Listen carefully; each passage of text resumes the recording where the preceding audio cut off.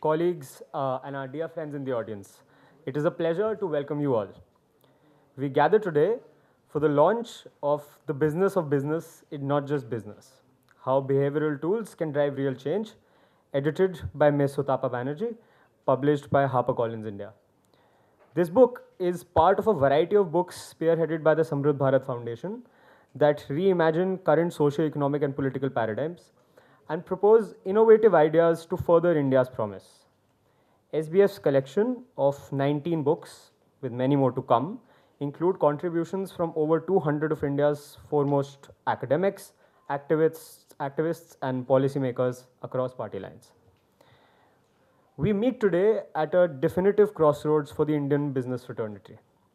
Sustainability is an increasingly important corporate responsibility that confronts three urgent challenges: environmental sustainability, unequal participation in the economy, and persistent norms and stereotypes that mold economic life. The Business of Business is Not Just Business dissects and addresses these difficult challenges, drawing on first-hand industry perspectives, rigorous economic thinking, and science-based tools. It is now my distinct honor to invite the contributors to this book on stage. I invite Ms. Sutapa Banerjee, the editor of this book, and a business leader with over 3 decades of experience spanning financial services, corporate governance, and behavioral science. She began her leadership career at multinational banks and was shortlisted for Fortune India's 50 Most Powerful Women in 2012. She serves on the boards of several leading companies. An advanced leadership fellow at Harvard University, she has taught postgraduate students at IIM Ahmedabad as a visiting professor and is also an adjunct faculty member in corporate governance at the Indian Institute of Corporate Affairs. Mr. R. Mukundan, sir, is the managing director and the CEO of Tata Chemicals Limited. He's a fellow of the Indian Chemical Society.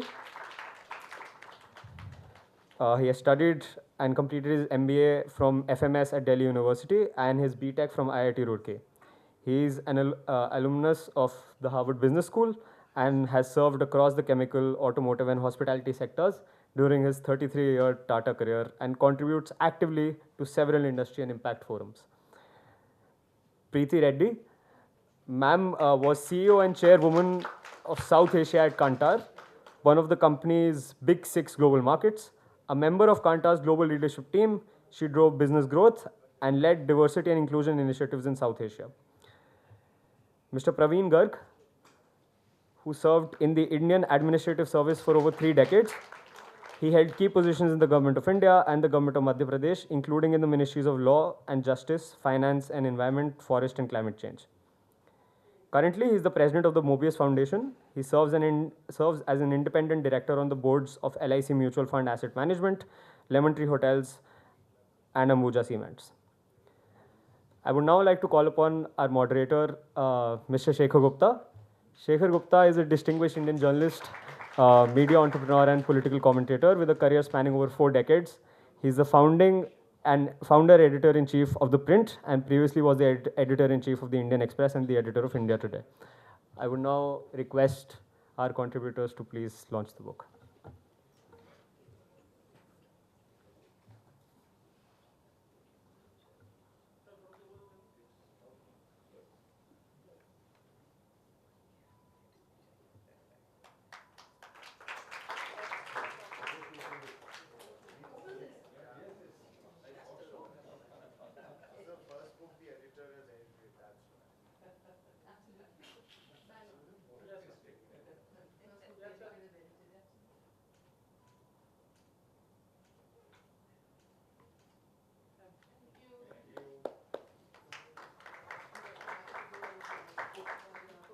I would request Ms. Banerjee, Mr. Mukundan, Ms. Reddy, and Shekhar Gupta sir to kindly stay back. And I would like to call upon Shekhar Gupta sir to please take over and start the discussion.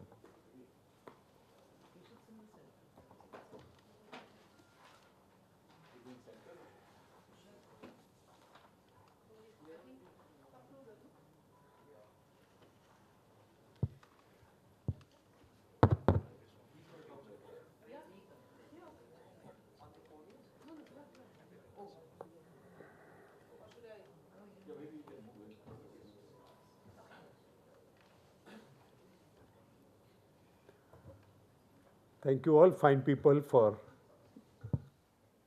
here on an afternoon where everybody is trying to avoid Delhi because everybody is concerned about what might be blocked and a lot is blocked. So thank you for being here. What we are here for, this is to talk about this fine book. It's a bit out of my league because my life is about politics and geopolitics and stuff like that. But I'm not one to say no to challenges. That's why I'm here.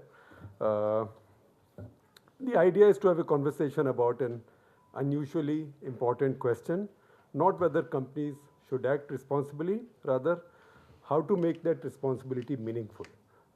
I work on the other side of it. So I'm now, my email, my WhatsApp, they are open and they are constantly assailed by peer companies and peer companies working for peer companies and influencers working for peer companies, saying things like, if you have a story on such and such thing, I can bring you the CEO of such and such thing, and these days the founder of such and such thing, if you can publish one quote. And I do also know that many publications do so and charge for it, and it seems to be all right. I mean, we don't do these things, so our business model is short in today's times, but that's how things are. And that's why the question arises that it's one thing to act responsibility, the other is to look responsible by doing stuff like this, which is a very cheap option. And third is to make responsibility meaningful. That's what we'll talk about. That is, in fact, the nub of the book, which catches this brilliantly, and its title also, The Business of Business is not just about business. Sustainability and inclusion are buzzwords in boardrooms and in politics now. If you see Trump's election just a year back, a lot of it was around the same ESG and DEI kind of business. This was against political correctness. So this was sort of painted as an evil thing, liberal evil. Still, there are buzzwords, they are needed, but the gap between rhetoric and reality still remains.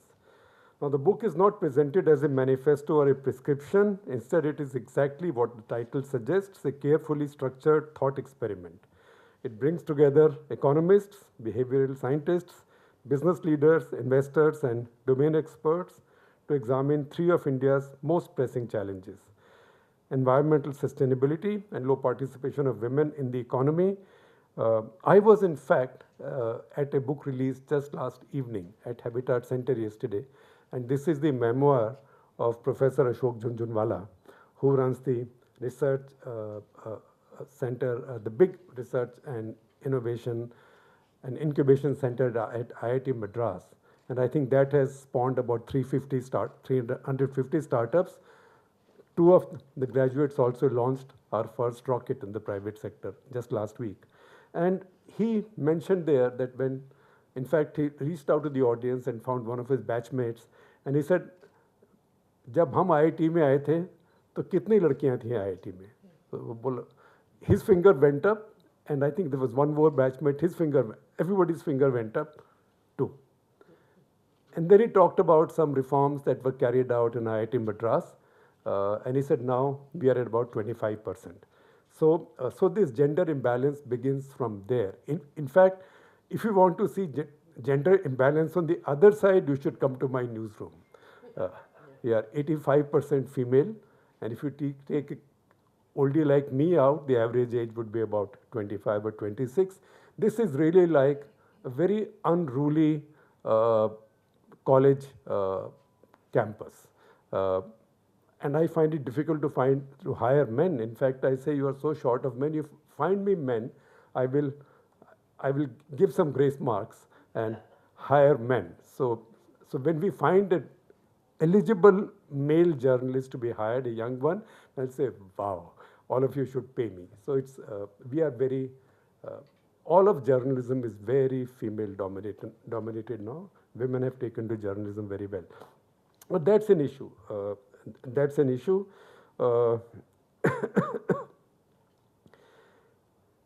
Also, it talks about social norms and stereotypes that continue to shape opportunity. Can lessons from one domain help solve another? That's why we have many participants and many contributors.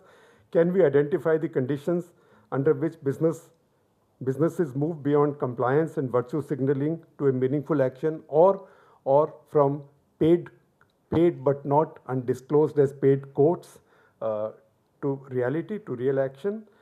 I hope today's discussion goes beyond the familiar debate about corporate responsibility. Instead, I hope we explore what genuinely changes behavior and what creates the incentive for businesses to become agents of positive change.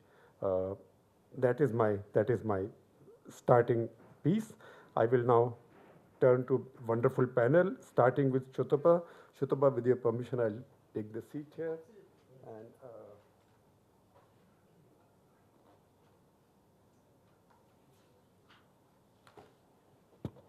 are we missing any of the participants? Or because the empty chairs, that's why. In this city, don't leave a chair empty. Even at a book release, I've seen people come and sit. So, can I take the liberty of making one announcement? Yes. Just can everybody come into this 3 rows? There? Can you move it here? These are cheap seats available here. I know you're all sitting in expensive seats. Just do come, get up and come. We're going to clap for you, each one of you, all the people there.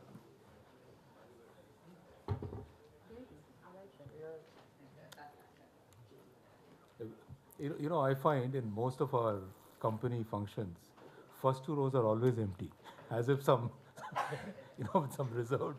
I can tell you why. Because people want to be playing with their phone. People want to be able to doze off. They don't want to be in the front rows because you get caught. So I'm still going to be persistent, by the way. Yeah? I'm not going to give up.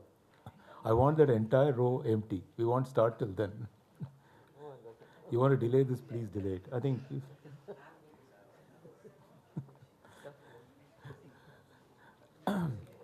This is looking like what used to be the Delhi transport DTC bus here in the old days, when conductor would say, "Piche ho jao, piche ho jao, piche ho jao." Nobody moves. Idhar aage ho jao. But anyway, I think some people insist, so we should start. Kaushik, here, he just made people move in.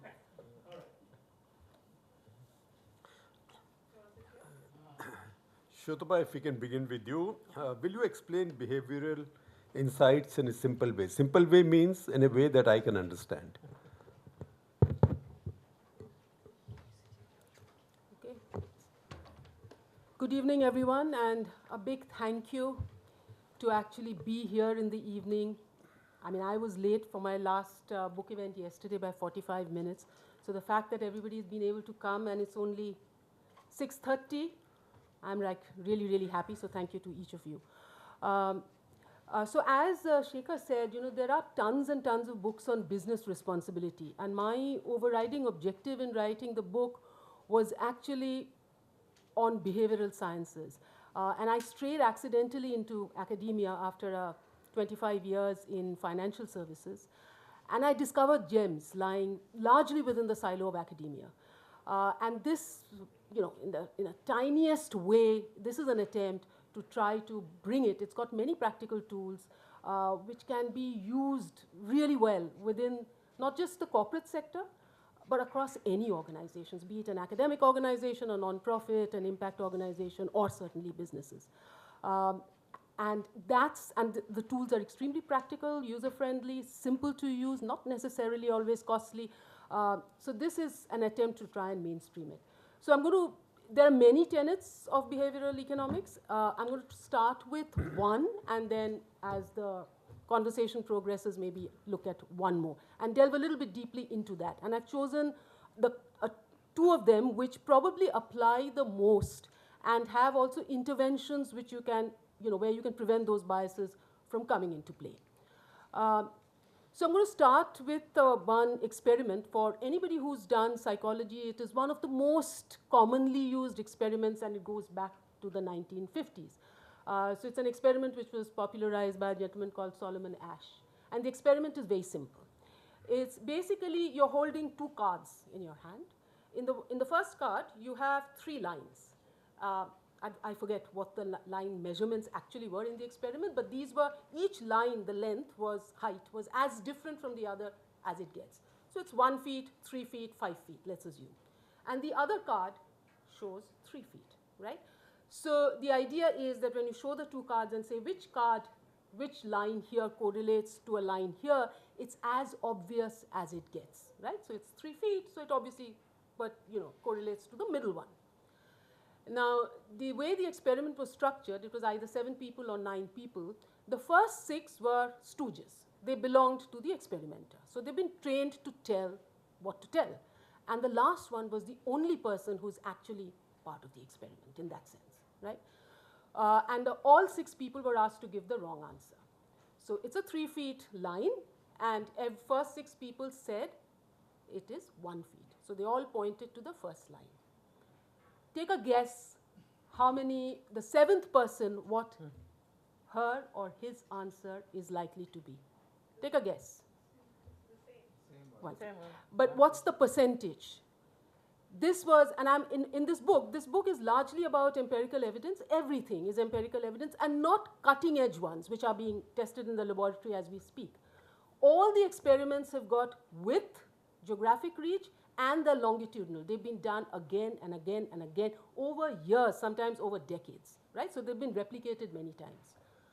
So in 95%, between 75 to 95% of people, on an average, disbelieve their eyes and say a 3 feet stick is actually 1 feet, because all of the people before them have said it's 1 feet, right? So it shows something in human nature which is pretty much wired into our brains, which is to be or to not stick out. It's called the herding instinct. You like to be what others are like. You don't want to be the odd one out. And there's also a very interesting corollary to this experiment. When 1 person out of 6 give the right answer, they say the 3 feet stick is indeed the 3 feet stick. 95% of the time, the actual person who's the last person, who's the actual person in the experiment, will also give the right answer. So it also proves that 1 person dissenting in a consensus encourages the last person to give his or her point of view. And here it's not a point of view, here it's what your eyes are telling you, right? So I want to take one more example to make it even more in your face, which I use in all my workshops, which is if I were to say, go out of this building and I was, say, turning in one direction, let's say the right side, and I find a horde of people running in the opposite side, what would I reflexively, instinctively, unthinkingly, and I'm choosing my words carefully, do? I would run with the crowd. I would run with the herd, right? And this is from evolutionary times, from hunter-gatherer times. You didn't wait to see the tiger. I didn't wait to see what was unfolding, whether it's violence, whether it's fire. I just ran. And that is what is called the herding instinct. And another name for herding instinct is conformity bias. We conform with what others do. And this is there from evolutionary times, and biases always have a negative connotation, but they exist because they serve a purpose. Otherwise, it would have been, it's been selected to still be there. Otherwise, we would have lost that instinct by now if we didn't use it, right? So it is something that helps us negotiate the world. It is something that keeps us alive. And in this instance, I ran with the crowd and probably saved my life or saved myself from some danger.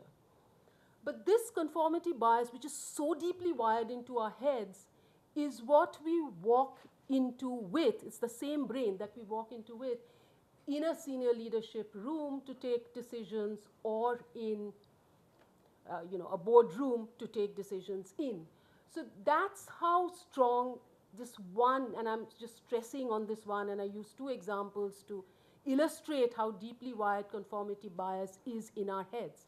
And on the other hand, there is enormous amount of empirical research which points to the fact that any decision, and here I'm talking consequential decisions, key decisions, decisions which are difficult to reverse, decisions of the kind which shape society, which are made by businesses, those decisions cannot be made with a bunch of like-minded people.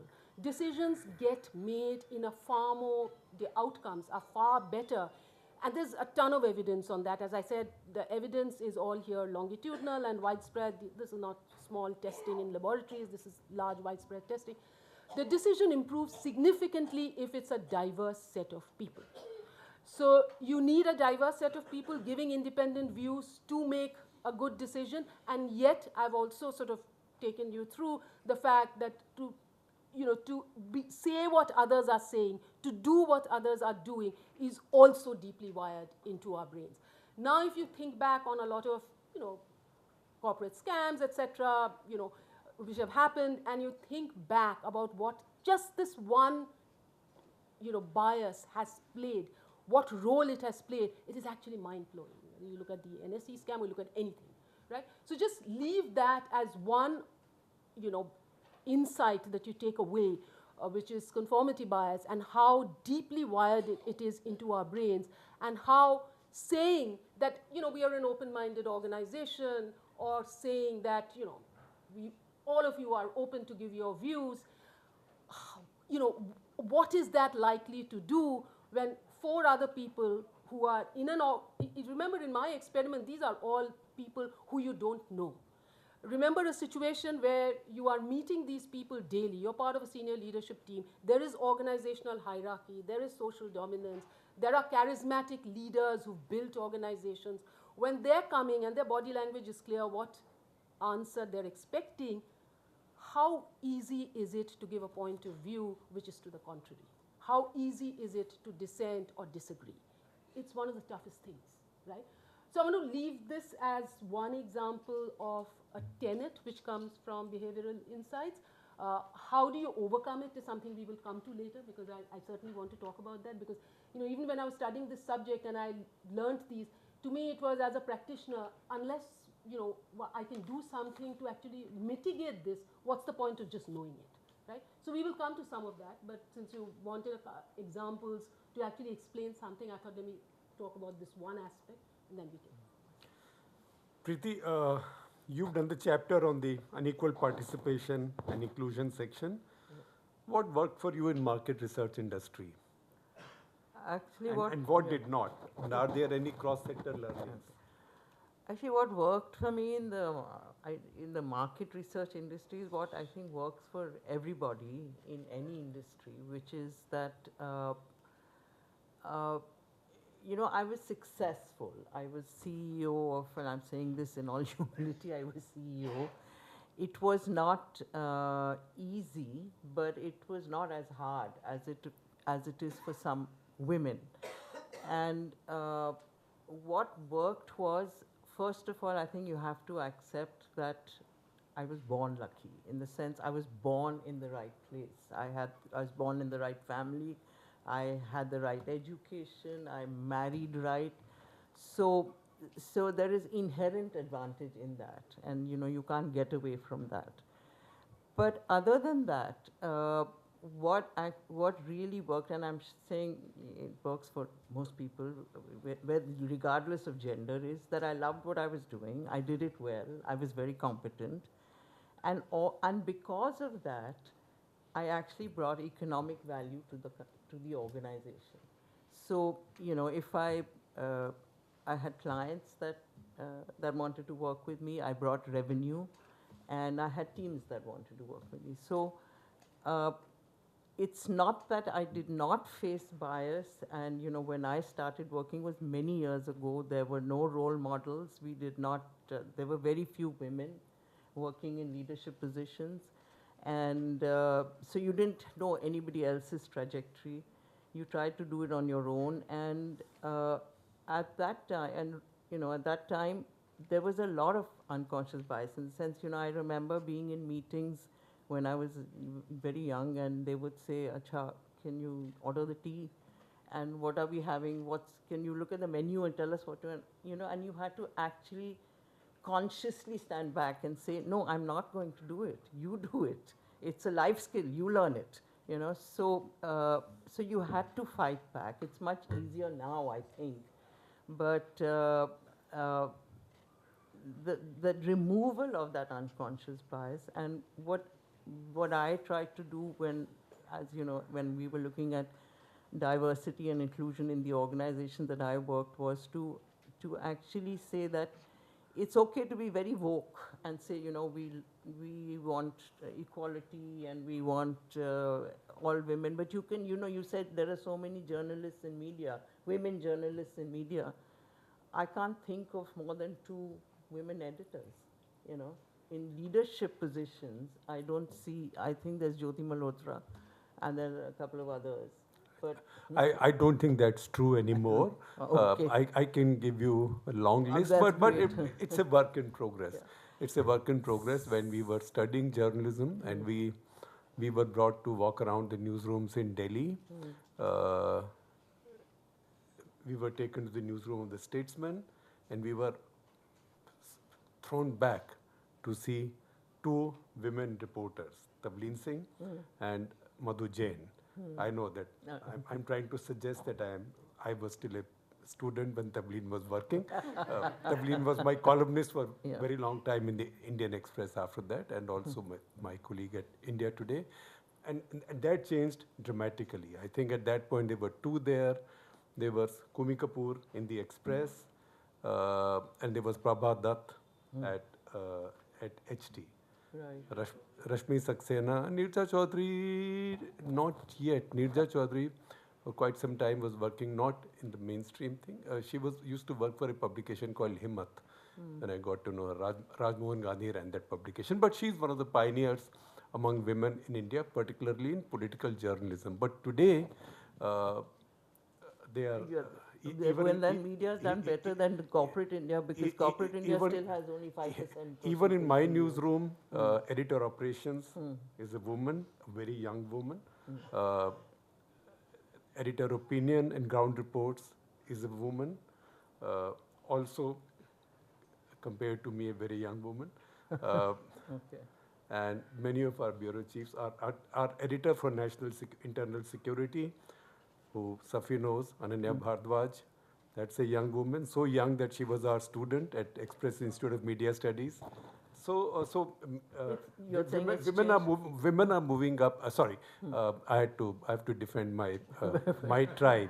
Women. Shekhar, can I just actually exemplify something what you said, where she's seeing fewer women, and in your sector you're saying a larger number of women. Or just explain something, and then we'll come back to you. I don't want to keep hogging all of the time.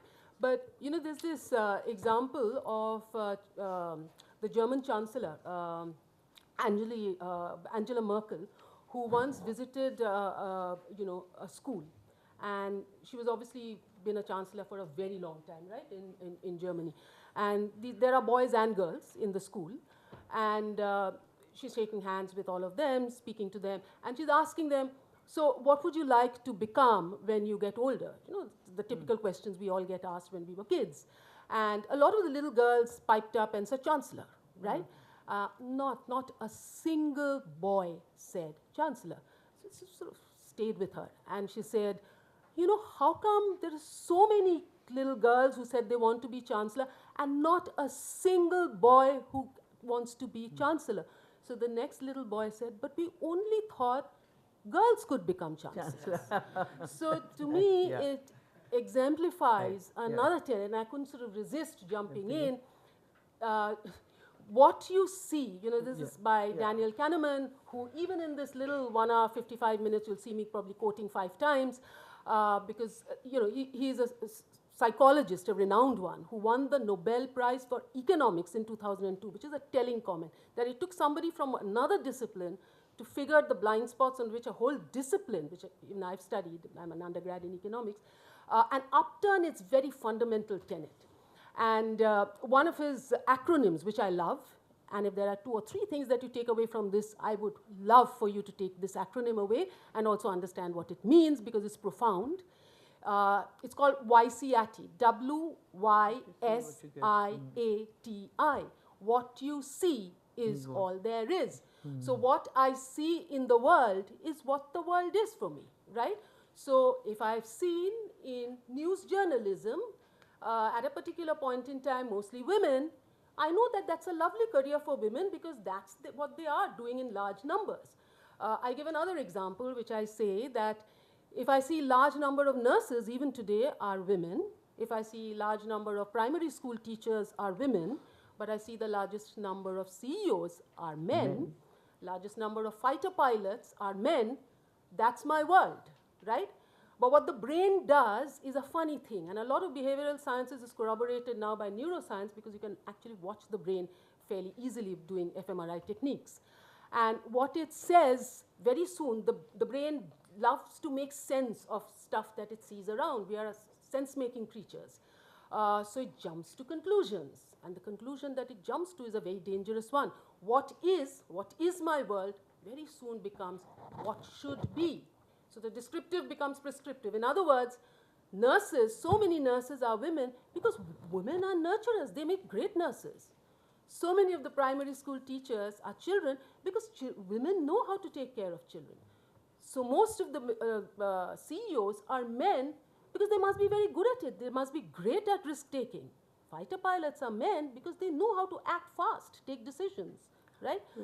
So your world becomes... No, you're absolutely right. In fact, that's what I was going to segue into is when I said there were no role models. Exactly. And one of the most telling comments that one of the people who worked under me said, you know, you're doing all these, like I said, woke things, and you're trying to promote women, you're trying to do this, and you're trying to make gender equality a big deal.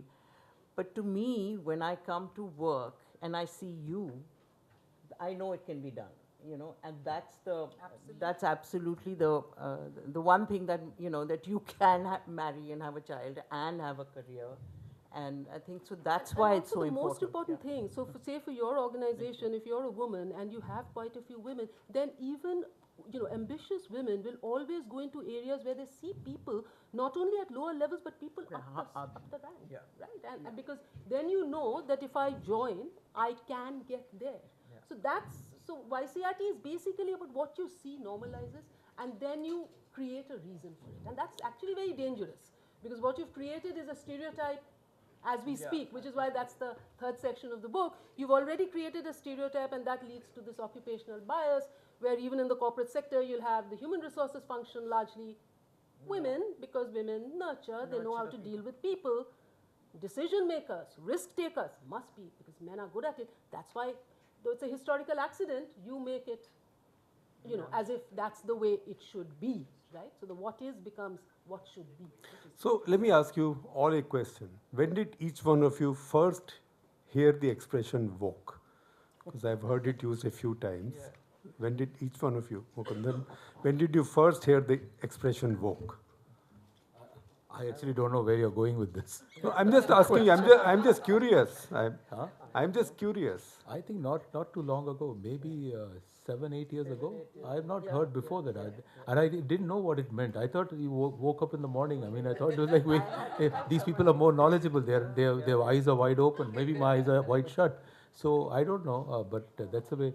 I don't know, what is your question? Let me I'm just curious in terms of, is it because globally attitudes change, and you find that a lot of this is a global phenomenon.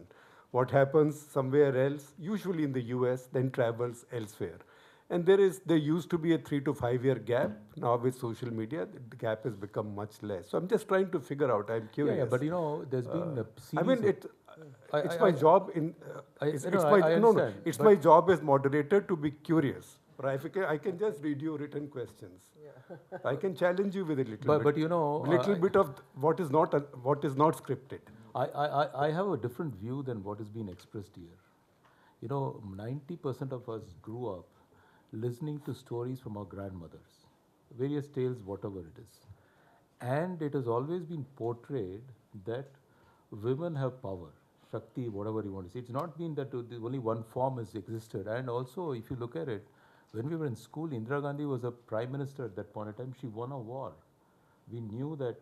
So I think it depends on the context, how you view the stuff. So at least in corporate India, which you mentioned, I think a large section of where I think the gender equality came in terms of, see, one is a factory where shift working is there are always restrictions. I mean, leave that aside, we fought hard and we won the battle.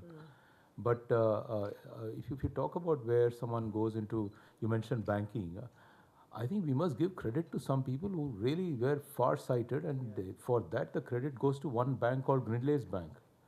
some wise old men sitting in London decided that they needed to get more women into, so that the risk-taking ability was more moderated, whatever their view was that.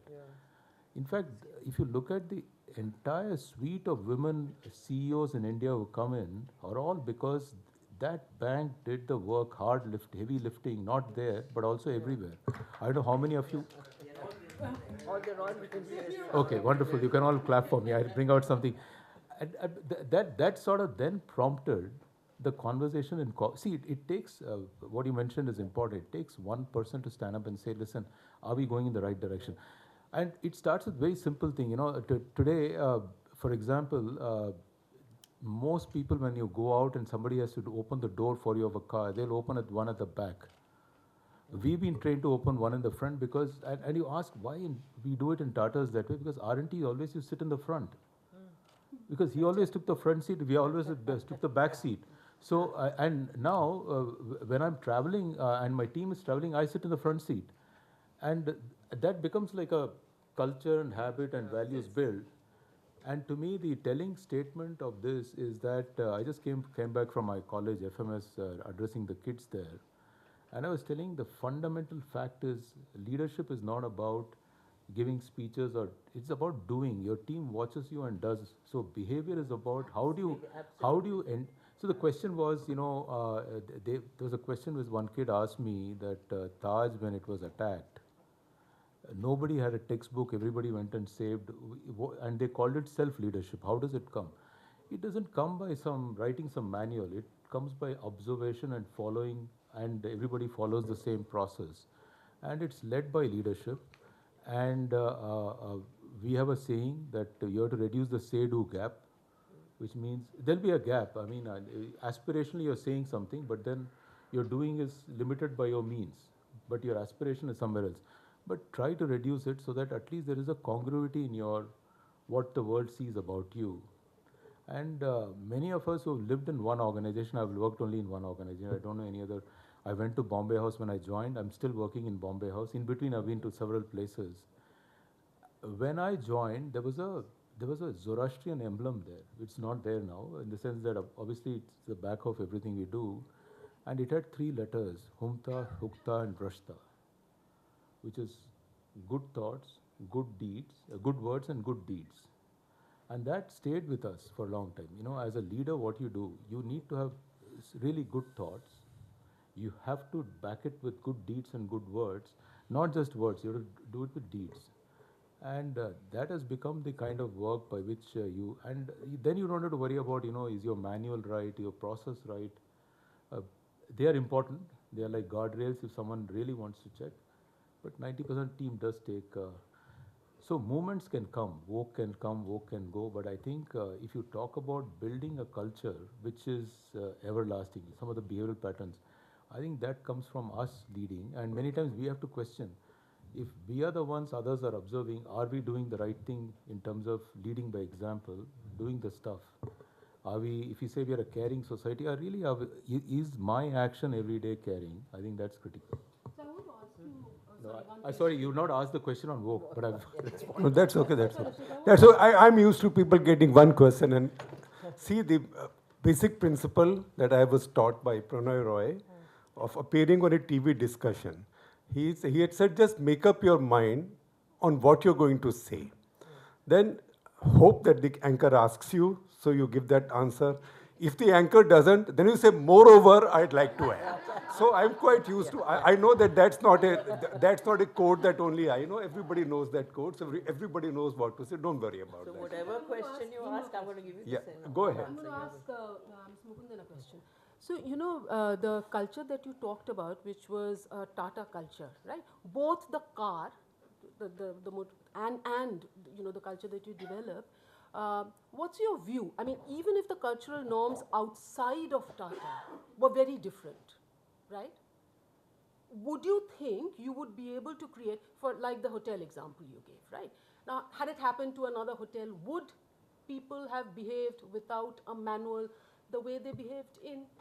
I guess they may have behaved. See, I'm only saying what led to the way we behave. But I'm pretty sure there are many See, to say that we are an island of excellence is a very flawed thinking. There are many, many islands and many, many, actually maybe there's an ocean of excellence. But I am living in the sea, that's what I see, that's what I explain. So, but it goes in everyday action. And when I wrote my section, I could have written about 100 people, but I said, listen, why don't I give examples of what actions did these people take from whom I learned? Maybe that is far more interesting than giving my perspective, because it taught me a lot of lessons. I can tell you 100 lessons on how do you drive behavior. Singapore airport, this incident I tell everybody because it's an incident which happened with me. The security happens after you get in at every gate. It's a very different type of. So I'm standing there in the queue, and it's a pretty long queue. I'm somewhere in the middle, and I'm seeing from the back. I turn back and I see a man walking, slouching with his walking. I realize the chairman, R&T, was walking. So I told my co-passenger, can you just hold on, I just go and speak to him. He was right at the back, about the last passenger to arrive. So I went to him and told him that, Chairman, do you want to sort of swap place? I'll be here, you go there. He's, really? You came on time, so you should be ahead. I'll be the last one to board. It's very simple. That's it. So that tells you that, you follow the rule even if it's offered is an extreme form of, and after that what you do? You don't need manual to do anything. So I think I always believe that he could run a group of this size not because he had some, he was giving examples to the immediate team expecting they would do similar behavior. And I'm pretty sure in every large group there'll be examples of how they're leading by example. But if there's incongruity, there'll be talk around the table, and quietly it fall apart. No, so the point, I'm actually going to disagree with you on one point, which is you can create islands which are where the norm is very different from the norm outside. And I'll give you 2 or 3 very quick examples. Most of, and here I'll talk about, say, Calcutta. Most of Calcutta is as dirty as most of our other cities. There's plastic, there's dirt, there's everywhere. When the metro was first launched, it became one place where it had to be clean, right? And you're throwing paper, plastic everywhere the moment you get out of the metro, but in the metro and inside it was absolutely clean, right? And it wasn't that there were security guards or anything. There weren't deterrents. It's just that nobody was making it dirty, right? So there's a pocket which you believe needs to be clean, it's kept clean. All of Singapore is clean. The same people in India who are throwing will not throw there.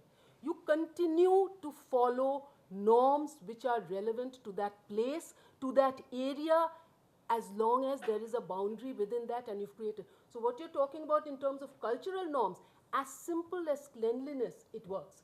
So you will have a school where rigging is looked at as so bad that they will not do any kind of teasing, bullying, or any of those things, while in another you will do it, while both exist within the same social fabric.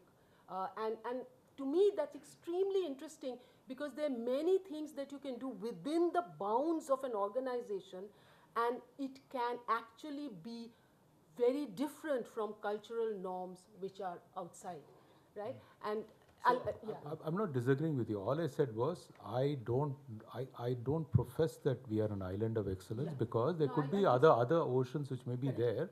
I'm not aware, but I think at least I'm aware of that's what I'll speak about.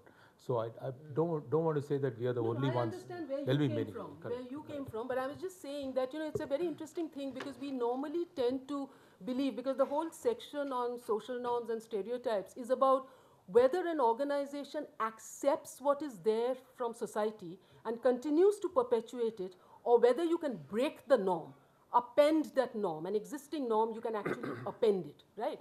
And I'll give one more example, which is... Shekhar. No. No, I went away from any script, any questions that I told you, and we're just having a free-flowing conversation, which I think is the best thing to have.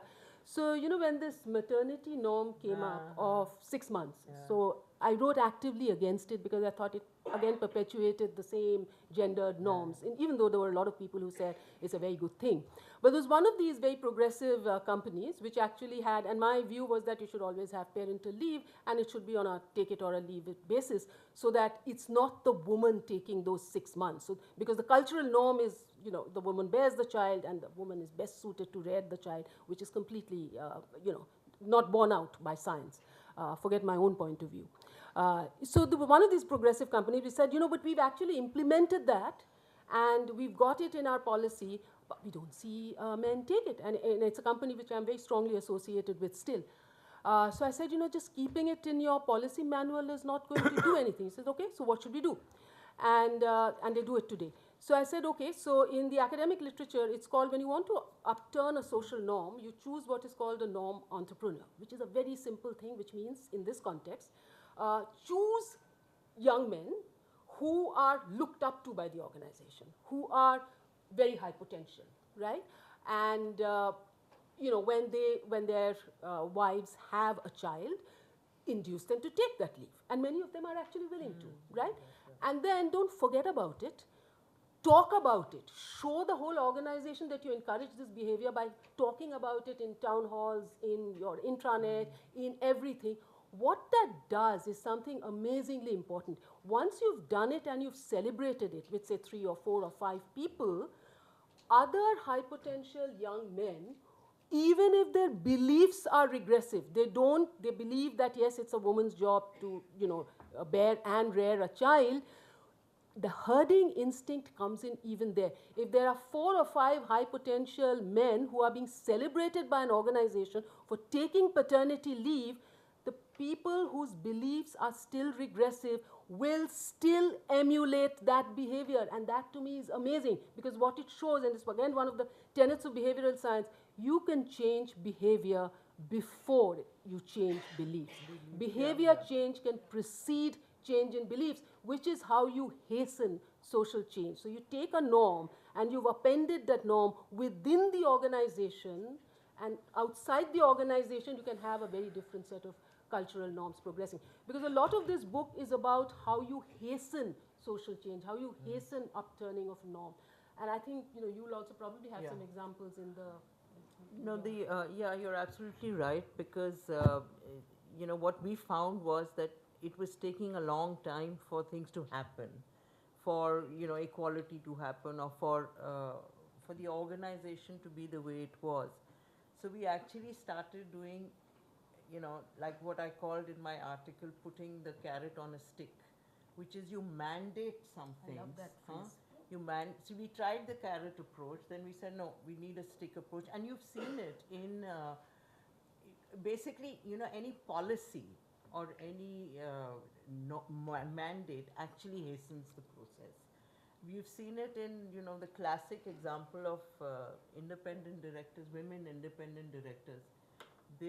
After the policy came, it's really accelerated. Yeah, and even that Panchayati Raj, I think somebody talked about it in the book. You put the Panchayati Raj amendments.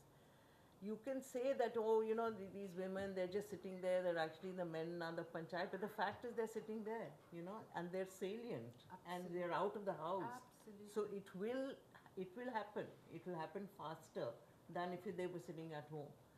So you need policy and that's why it's so important to have women in politics, because that determines policy. Absolutely. So, that Panchayati Raj example is one, I don't know whether you read that chapter, Shekhar, where I actually say it's going back to the 1990s, right? And so this got studied by a lot of the Ivy League, because it was a fantastic RCT, right? A randomized controlled trial. Yeah. So some villages have it, some doesn't. So this was, I think, Murshidabad, I hope I'm getting the name right, where it was one of the more patriarchal parts of villages in West Bengal, where they'd never seen a woman in power. And it took 2 terms. So you keep hearing this thing that social norms take like, donkey's years to change. So it took 2 terms for men in that village to see women in power, and it normalized. And the 3rd time, when they did not need to vote a women in power, they did just that, right? And it did not happen necessarily in the neighboring village, right? So that's how within those villages, things just changed. And then and if you notice, even today, it is still at 33%, if I'm not mistaken, the quota. Yeah. But the numbers in the the panchayats is over 48-50% are voted, women are voted in, because you've got that, that has suddenly, that's again my CIP, that has suddenly become normal. They're doing good work. So why will we not continue to work for it? So which state are you talking about?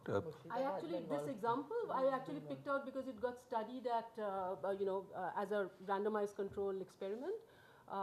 So this one, it was in Murshidabad in Kolkata, in West Bengal. No, okay.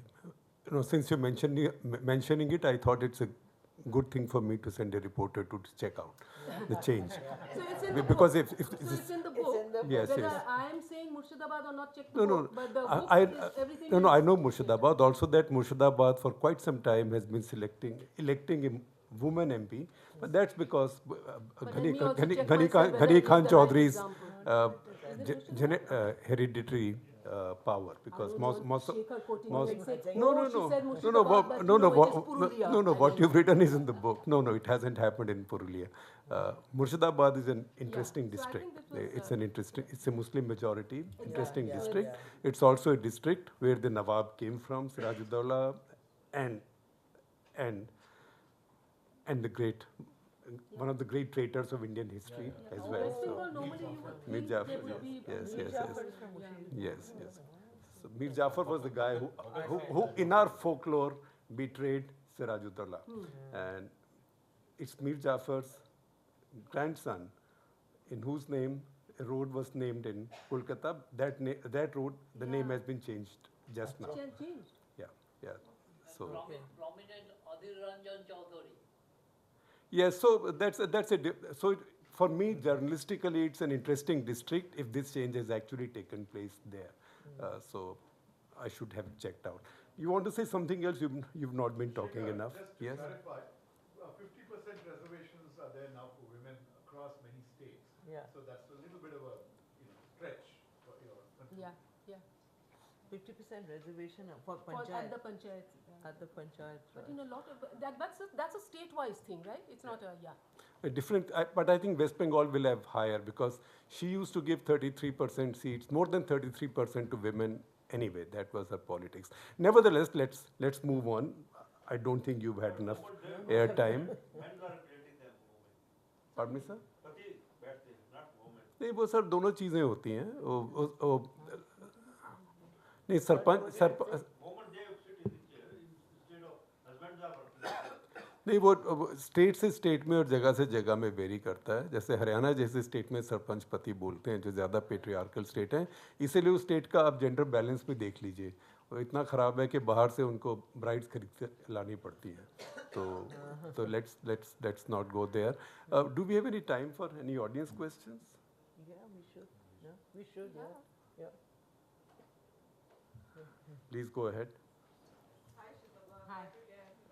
So might consider writing another book. You'll have listeners. I just want to come back on the issue of role models. Indeed, it is inspiring, not just for the women concerned, especially junior officers or people in different sectors of work, but also for the male colleagues and fathers amongst them, because that leads to generational shift in mindset as well. I've seen quite a bit of that in my work. I have led teams in the humanitarian sector in war zones. And I must say, while we always have had challenges in having women at the middle management and certainly at the senior management level, what is interesting is that when you do crack that glass ceiling at the senior management level, it's invariably not women from the global south. The first, cheerleaders in the humanitarian sector, in the kind of work that I have done. And the few of us who do make it become quite an inspiration actually for those around us. And one thing that I'd like to put here, especially since you're a behavioral scientist as well, is that it's not just about seeing us being in those positions, but it's also understanding amongst our colleagues and others around us of the truth of our journey, which is not hiding things, but actually explaining, oh my God, I'm missing my daughter today, it's her birthday, or she has to go to a wedding, she doesn't know what to wear. Banal stuff, but real stuff for a mother, right? And I can see these things coming back to us years later as well, by colleagues saying, you were so busy, you were in the middle of Afghanistan on a truck going somewhere, and you were talking to your daughter about what she has to wear for a wedding, you know, and then you realize that these things strike a chord amongst male and females alike, that you can do it, you know. And I think we need more of the truth and reality orientation to be expressed. So I wonder what your take on this is as someone who has also studied behavioral science as well. Yeah, so I mean, what you express so eloquently, you know, you don't need to even sort of study behavioral science to be able to relate to it. I think any woman who works, you know, you gave an example of being in Afghanistan and you know, you're sort of giving a fairly extreme example. But anybody who's at work and they have to be at work that day, and you know, you're not attending something where, you know, most of the mothers of your child in school is attending, will make you feel always, you know, till you see that kid grow up. And today, my daughter, when she grows up and she comes and tells me, you know, we have 3 kinds of tests in, you know, in cathedral. You're the only mother who did not know the difference between them. Some periodic test and comprehensive test and some. I still don't know. And I said, and I still don't know what it means. She said, yeah, and I'm so glad that you don't. Right? So could it have grown in, differently? Because, you know, luck does play a role in all of this. But one of the, you know, important things which I want to kind of stress on, and I think you've got that in your chapter as well, and we spoke about it in my book launch in Bombay at length, is it's extremely important to take what is, if we talk about gender, and it applies to other things as well, what is most stereotypically male, and have a woman, right? I mean, in the army, you know, the Supreme Court had to intervene to get women onto roles, and they fought for it, right? Because to me, the moment you do it in the most difficult area, in typically male bastions, your ability to then have a multiplier effect, again, there's a lot of evidence which shows, is far higher. So I had, you know, Parth as my co-panelist there, and he spoke about the typical, what do you call it, the contact sports, boxing, wrestling, you know, the what's her name, Pogat, Sakshi Malik. Amazing. To me, not enough has been written about WPL, the Women's Cricket League. Cricket, for whatever it's worth, is the mass sport. It's where it's played in tier 2, tier 3, it's even in villages. It gives women the ability to reclaim private, you know, your public spaces, go out and play, right? And there's an economic incentive too. And it's happened at the right time. So you see how much it changes even media, from suddenly, you know, women being sexualized cheerleaders or the demure women sitting at home. Suddenly you have, you know, fitness attire, a woman going out to play, those being portrayed. So it has, to me, it's something that actually, one of those events which actually completely upturns a social norm. And you would want more and more of those. There's just one point I wanted to make. You know, you talked about Afghanistan, and you were talking to your daughter, and one of the things that we did, I remember in our organization, was to try and say that, look, it's okay if you are not at work because you have to go to your daughter's parent-teacher meeting, whatever. So we would say that, you know, your out-of-office messages, you say, I'm not at work because I'm at my daughter's school. You know, don't be ashamed of saying that you're. And it really made a difference. Even men also, it's not only women, even for men, it made a huge difference to say it's okay to have, you know, a work, and there's life outside work as well. So we did that. And you know, I wanted to ask him one question, but before that also to say, you know, sometimes what happens is there are, because there are a few science-based tools that I need to actually mention rather than only talk from experience, and which is actually borne out by empirical evidence, is a lot of women-centric policies. Yeah. There is a backlash. So you say only new mothers can work from home. It's not supported by evidence anywhere, right? The idea is everybody needs some time off. So give flexi time or give work from home, maybe 1 day or 2 days based on the nature of the work, to everybody. You know, you spoke about factory work. Cummins made their workspaces, their factories, ergonomic for women. But that was a brilliant thing because men loved it too. Who doesn't like it? So the point is to do something sometimes for the minority, but do it for everybody so that the question of a backlash does not arise. So. You had a question? I was only smirking because, you know, I was thinking of she goes out, I'm dead. But only my camera's there. So, if it is my children, they'd be quite happy if one of the parents said at their workplace that I'm going to my children's school, but actually ended up elsewhere. So use that as an excuse for a furlough instead of landing up in their school. So I don't particularly think that children like parents walking around their schools. On the phone is fine. That's just a side story. Safi, yeah. So completing the circle on this issue. So we had done many things in terms of how do you spread this awareness of that the bias is to be removed, not just in the factory but also outside, because the environment makes a big difference. You can't have 40 villages around the factory which are behaving differently while we are recruiting 50% girls. Because we had a rule at one point of time that if you want to hire one man, you have to hire a girl. And that's what changed the intake. Now it is normal. Now we don't need that mandate. But so what changed was very funnily something we stumbled upon it. We had a partnership with HP, which used to take the, let's say, spread the education for the how to use laptop, electronics, digital. It is called HP Bus. HP what? HP Bus. The bus, and it used to go to all the villages around, and they would take, the kids would come and learn new things on digital, everything. By accident, we had a girl driver who drove around that bus. The fact that she was driving around the bus to every village became talk of the entire district and block. And that started to change the conversation. So sometimes these things can do. The second one also, what was impressive is, see, in your company, a lot of people are passionate about doing social good. And our view is that either they come from social sector or they come from. So we had this worker called Mangubai Chavda. He's a worker, average worker. He came one day and he told us that, listen, you got these old computers. This is, the clunky computers we used to have. You're just giving it away. Why don't you give it? I want to start some education program for children. I didn't know what it was. We started giving it to him. So every year some 20, 30 would go and he was doing. What he was doing was a unique set of class. He was only focusing on children who had dropped out and getting them up to graduation in open university. I think he has probably done about close to 5,000 odd women by now who graduated. And I took my board of directors to meet, and for the first time I could see some of them had tears in their eyes hearing their stories because they had got jobs, government jobs.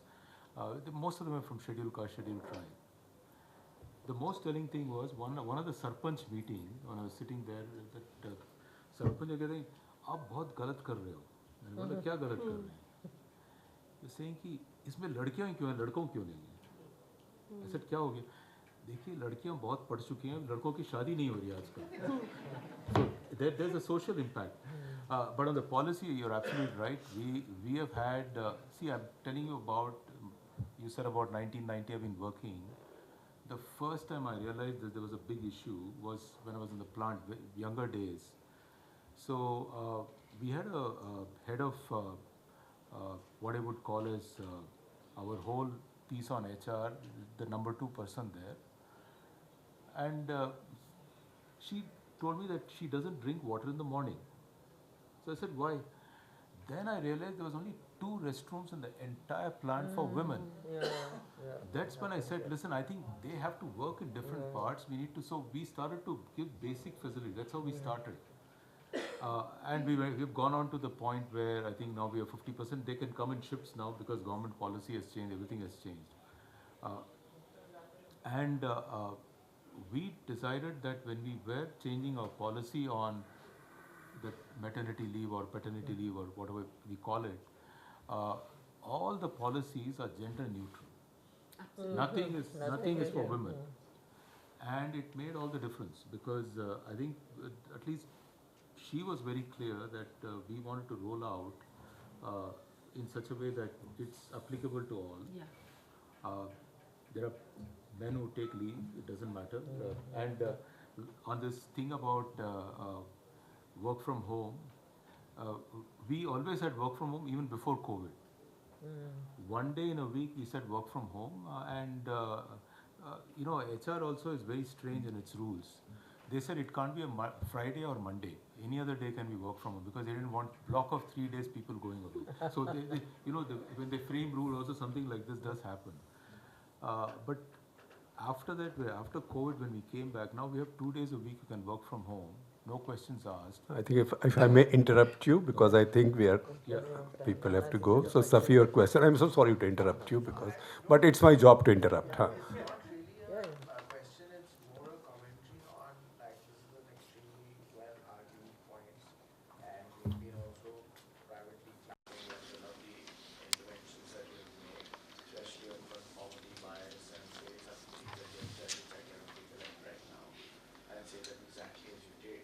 But having worked in the largest corporation in India, called the Government of India, and seen several parts of it, the biggest problem is not the recognition of the problem with regard to the gender bias, but even if you do recognize the problem, bringing about change is the biggest problem.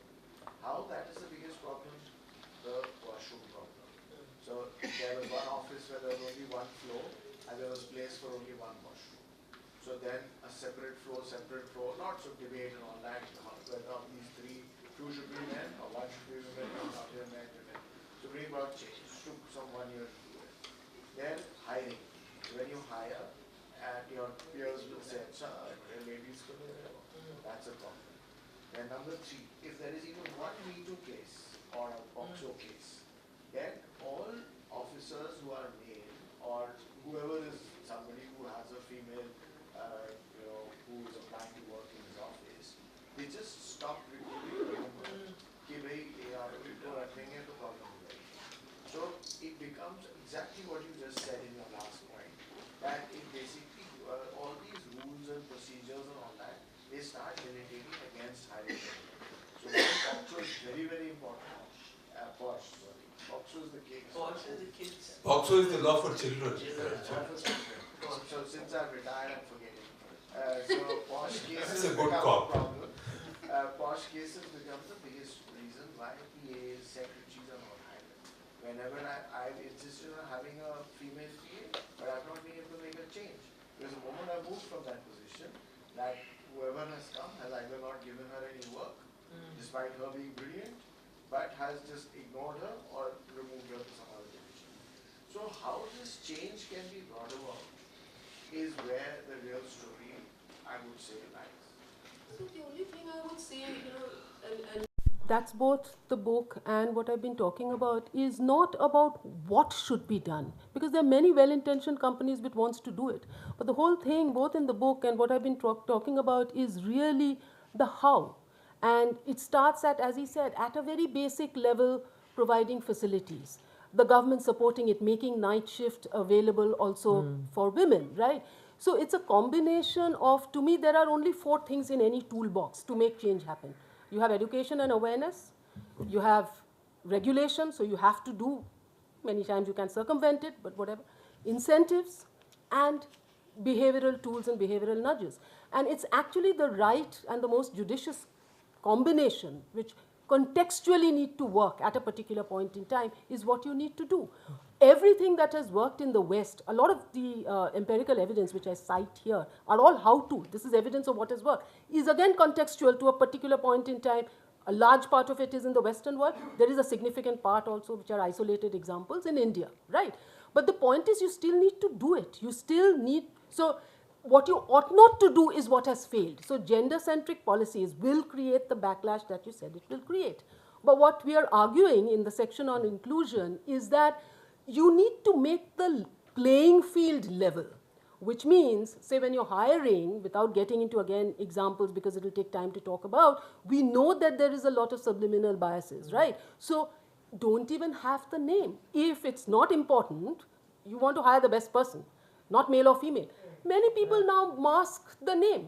Why should the name even be given there, right? Because like the orchestra example, everybody wanted to take the best musicians in that group. But you typically, till the 1970s, did not have a single woman in an orchestra. The moment you said it's masked, you know, people are playing out, there's a screen, you can't see it, you can only hear the music, suddenly women started appearing, right? So these are examples which say, even if you're well-intentioned, YCRT is something which is wired into our brain. You've never seen a woman in this role, you will, without your knowing, unconsciously do it. So the whole point is, what are the design interventions? And those are the interventions we talk about. It can be as basic as having a toilet or whatever. And then it goes on to, in the services sector, some things which are completely subliminal, which you need to get off. But I think not just the basics of this, Shekhar, I think it's also about following through on the process. See, I would just say this because I have seen at least my posh head is a lady. She's actually the legal head of the company. We have an independent woman who's a member of Posh. I have found when a case is investigated, I am the one who is actually wanting harsh and immediate action. They are the ones who are exercising caution, saying that maybe there is a other angle to it. In fact, I found them to be even more soft on many cases. Let it play out.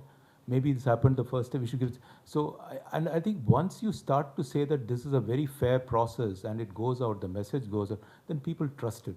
Otherwise, what happens, it is seen as, it is very, this is only for men. Actually, the Posh is for men and women, actually, in the way the law is worded today.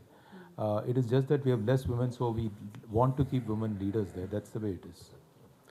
Well, you want to make any concluding one-line remark? If there's any other question, let's take it. Any more questions? Is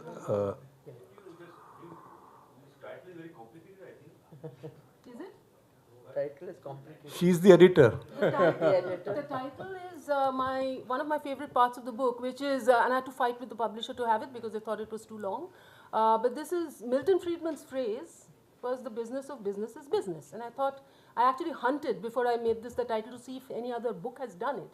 And I was really surprised that nobody had thought about rephrasing the man. I thought, today it's a bit of a rhetorical question, that the business of business is not really only business, it can't be. But which is why the subtitle, which is how can you actually, it's a how-to book, how can you. But the title is just rephrasing Friedman, right? So it is not. It can't be, right? Trillions of dollars are flowing through business. So it can't just be ROI and profit. It can't. Right? It impacts so many other things. I think we'll call it. Sir, quickly, but if you just keep it to a question. I'm not answering any. Most of the businesses are about greed, ethics, and ego. This your behavior change. It is also taught in the curriculum also. Whether it is not mostly applied in, except for some exceptions, it is not applied anywhere. Does this also include ethics also in this behavior? Sir, I think if you read the book, you will find it there. Ethics is very central to this. Then you can have your own view on whatever situation. The point made about toilets was very important. And you learn it from when I first joined the Indian Express, the second time when I came as editor, and I went to our Bombay office. So I said, as usual, lots of women. Do you have any problems? No problem. And then I was told, somebody whispered to me that women in the Express newsroom used to cross the road and go to Oberoi, which is now Trident, to use the washroom there because our toilets are so filthy. And I didn't quite have the power to change the architecture of the building, but when I became the CEO of the company, the first thing we did was to make sure that every center of the Express will have the best toilets for women to begin with, but for everybody. Second, this is something that I also learned from politicians, women politicians. Sushma Swaraj said this to me some 35 years ago. And Sushma and I, we were friends. We went to the same campus. She was much senior to me. But she said, तुमको पता नहीं है, सबसे बड़ी problem हम लोग के लिए होती है टॉयलेट की. हम कैंपेनिंग पे जाते हैं, तो इसलिए हम पानी नहीं पीते हैं. And she said this to me on a flight. I said, आप कुछ खा पी नहीं, पानी नहीं पीना है क्योंकि सारा दिन फिर जाना पड़ेगा. And then she said that it was starting to affect her kidneys. And then as she became a minister, she became more conscious. And also she became a minister. So wherever she would land, there was a camp toilet. And then she would look out for women journalists. And she'll tell them, भाई उनको बोलो यहाँ के toilet use करने, नहीं तो वो सारा दिन फंसे रहेंगे. Shekhar, have you ever wondered what women policemen do when Yes. they're doing bandobast. You know, where do they go? So now I think they're giving them kind of porta I cabin know, type of thing to whatever. it's a big challenge. The second thing is just a factual thing. Yeah. Women fighter pilots. The fighter stream was opened up to women in India just about 10 years ago. So first few, then it takes time for people to train. First few fighter pilots have come in. There's one in the Rafale squadron, couple in the MiGs. I think about 10 or 12 have come up, which is a bit of a disappointment that we took so long, because Pakistanis opened their fighter stream to women much earlier. Much earlier. Not only did they open it up much earlier, they also have a killed in action fighter pilot woman. She was killed in action bombing her own people in Zarb-e-Azb, bombing the Pathans, but her plane was shot down and she was killed. Of course, they later said accident, but so she's their first fighter pilot who's a battle casualty. But Pakistanis were almost 10 years ahead of us. I think even more than 10 years ahead of us in the fighter stream. Okay. That's all. That was just by way of a fact. Sir, now I think we have to call it a day. We have to call it a day. Okay. Thank you so much. That was an immensely insightful discussion, sirs and ma'ams. As we end, I would now like to call upon Mr. Gurdeep Sappal. Sappal sir is an executive trustee of the Samruddha Bharat Foundation. He is also permanent invitee of the Congress Working Committee, and the All India Congress Committee is in charge administration and advisor to the President of the Congress Party. So please take the stage for a special address. First of all, I'm very sorry and very embarrassed to come in the end and speak, because there was the press conference of Rahul Gandhi in Indira Bhavan, Congress headquarters, and government was somehow afraid that today also he will march towards BJP headquarters, so they barricaded the entire area. And it took me 2 hours to reach here from ITO. So a strange time, because we thought that, they thought that after repression of last 2 days and yesterday, children and Rahul Gandhi will be afraid, but it is actually the government which is afraid. So that's the irony of it. Strange times. I was coming here, so I saw. Look, for me, it's a little awkward to be chairing a panel on which you make political statements. I'm not making political because statement. This is not a political discussion. I'm just apologizing with that information. It's not but if you're saying government is afraid, I may agree with it, or it's I a may not agree tongue-in-cheek with it. thing. But but this is about a book. Yeah. So about the book, when I was coming, and I was today, because we talk of behavioral tools, and today a very strange thing happened.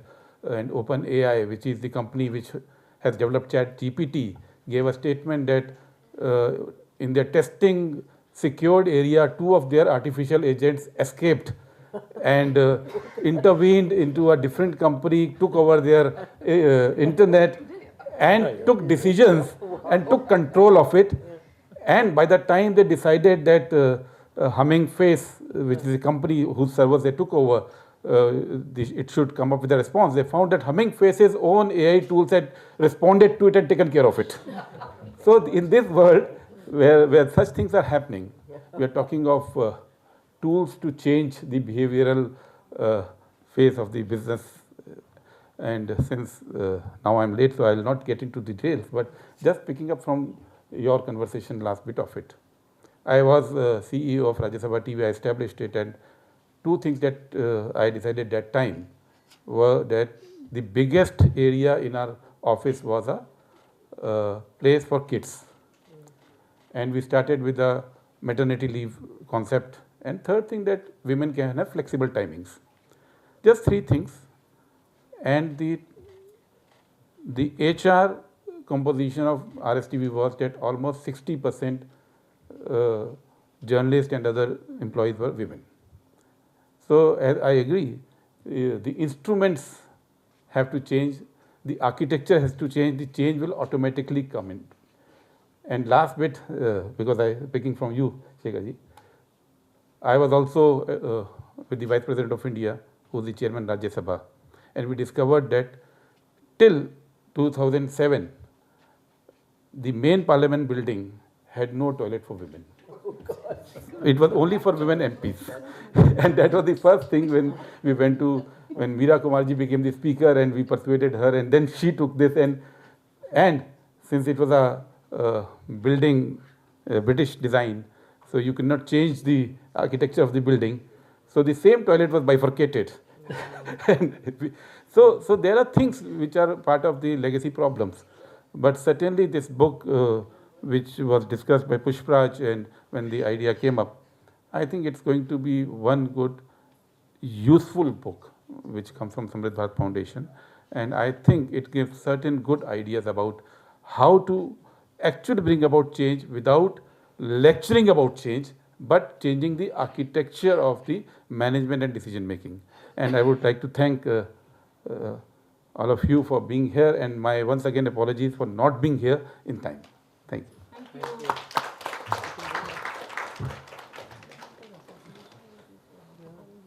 Thank you so much, everybody, for being an attendee at this event. I would now request all of you to kindly join us for high tea outside.